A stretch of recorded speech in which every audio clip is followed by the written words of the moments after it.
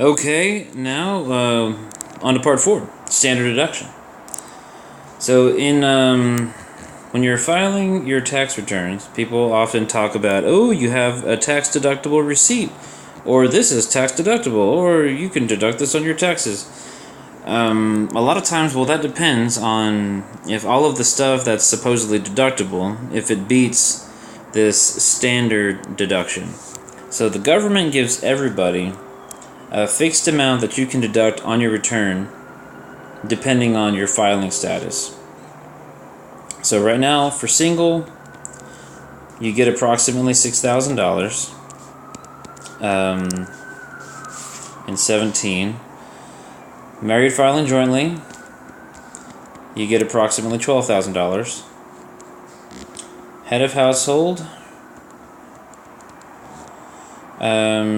this is also for married filing separately up here at the top. You get $6,000. For head of household, you get about $9,000.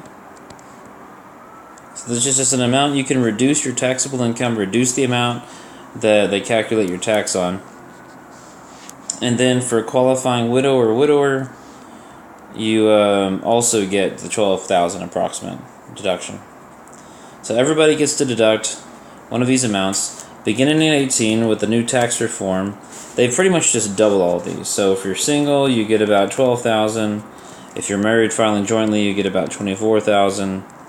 And if you're head of household, you get about $18,000. So they basically just double them all, approximately, not exactly double them, a little less than double. But the trouble in paradise, yeah, they're giving you a higher deduction, but they've taken away the exemptions, which were also amounts that reduced your taxable income. So we'll see. We'll see how it all plays out. But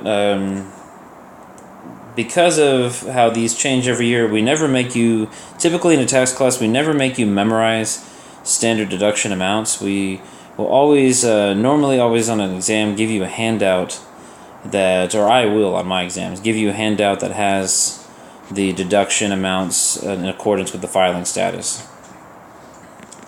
Okay, and then there's also the additional standard deductions. So if you are at least 65, so like, technically a senior citizen, so 65 or older, and or blind, legally blind, you get an additional standard deduction. So in 2017, the approximate amounts for each of the additional standard deductions, okay? That's what they call these.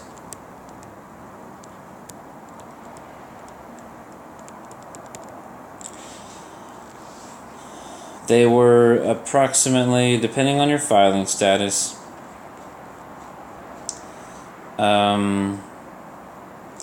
let's see, I guess I'll write them down here. Single, I don't want you to confuse this with 2018, because to tell you the truth, I'm not exactly sure how those are going to play out in 2018. I'm not sure how the additional standard deductions will play out, but I imagine they'll just be double like everything else, roughly.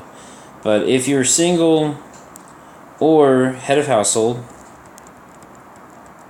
your additional standard deduction is about $1,500. And then if you're any other filing status, it's about $1,250. So again, that varies from year to year, and with the new reform, they probably changed those as well. But you never have to memorize those, so if you need those for a calculation on your exam, you will be given those. You just have to understand when to apply those. So remember, if you're 65 or older and blind, you get 2 additional standard deductions. So you would get to multiply whatever these amounts are by 2. If you're just one or the other, you only get 1 additional standard deduction. So if you're single filing, a single filer, you're over 65 or 65 or older, and you're legally blind, you would get an extra $3,000 on top of the standard deduction, the $6,000 that you already get. And if you were married filing jointly, and each spouse was blind and each spouse was 65 or older, then y'all would get an additional, $1,250 multiplied by 4. So it's for each of those characteristics per person on the return. Okay.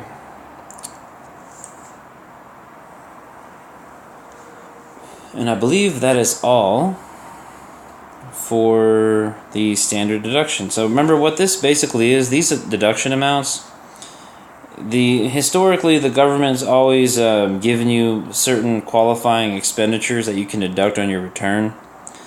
This basically makes it to where they don't have to worry about auditing everybody in the world. So they're saying, okay, if so-and-so, has charitable receipts and he's deducting those on his return, but, he's not making very much money, so we know he's not donating very much. We know he's probably, his house payments or, the interest on his house is probably pretty low. Taxes on his house are probably pretty low.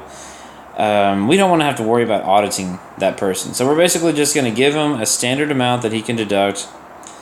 And then for those people who don't have that much in qualifying deductions, then we don't have to worry about auditing them. Okay, because we know we're going to give them a certain deduction amount anyway. So it's like an audit threshold. And they've raised that audit threshold substantially with this 2018 thing. The tax reform. Alright, well, thank you very much for your attention. I'm an only child, so I always appreciate getting attention from people. Talk to you soon.